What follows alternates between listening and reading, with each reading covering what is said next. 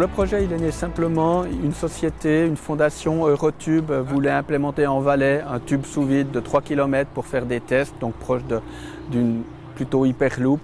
C'est à ce moment-là que la HESSO a été d'accord de sponsoriser son premier projet phare à hauteur de 1,6 million.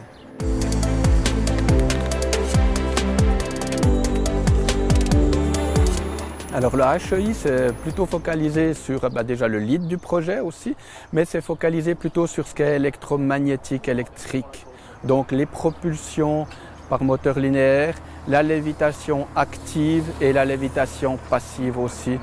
On a travaillé sur deux plans, sur le plan technologique et sur le plan systémique. On s'est beaucoup concentré sur le plan systémique, où on cherchait justement à trouver un moyen de mettre en place des méthodologies et des outils qui permettent d'assembler des technologies pour former des systèmes et de pouvoir mesurer l'impact de ces systèmes sur le transport, sur la performance du transport, sur les coûts, sur l'énergie consommée, les émissions, etc. Sur la partie technologique, on a contribué en faisant un système de mesure, un petit véhicule qui permettait de mesurer les efforts sur le moteur linéaire développé par Samuel. Alors notre équipe s'est chargée des aspects aérodynamiques et thermiques. C'était donc l'objectif de notre groupe.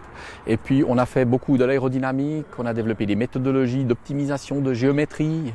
Et puis ensuite, quand on a décidé de créer le prototype Ovabou, donc on a conçu le propulseur, qui est un propulseur à eau surchauffée, qui permet donc l'accélération du véhicule à 140 km/h en 1 seconde 2. Et puis on s'est occupé aussi du système de freinage.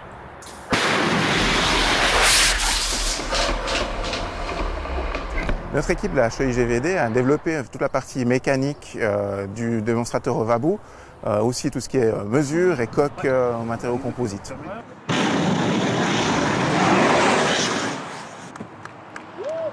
Les défis majeurs, ça a été de dimensionner correctement, de remplir notre cahier des charges et puis finalement de mesurer et de construire tout ça dans un délai relativement court. La leçon principale, c'est que il faut vraiment plein de points de vue différents pour aborder un problème. C'est qu'en tant que spécialiste d'un domaine, on n'a qu'une vision extrêmement partielle.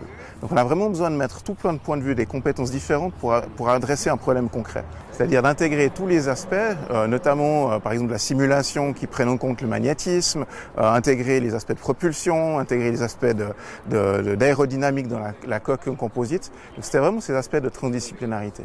L'idée de fond, c'est de développer donc des compétences, mais aussi des moyens d'essai et des méthodologies de simulation qu'on pourra utiliser plus tard. Donc l'idée, c'est de sortir de ce projet avec une ressource interne, HESSO, en ayant atteint un niveau de compétence important qu'on peut aller proposer aux acteurs du domaine du transport. Que ce soit à des échelles communales, cantonales ou fédérales. Maintenant, on a des outils, on a des méthodologies, on a une équipe. La suite de GRIP8, pour moi, ce sera de maintenir ce groupe en fait transdisciplinaire, essayer d'apporter en fait cette idée de co-construction, notamment avec les aspects politiques et aussi les opérateurs de ce système de transport, pour essayer de construire une solution suisse.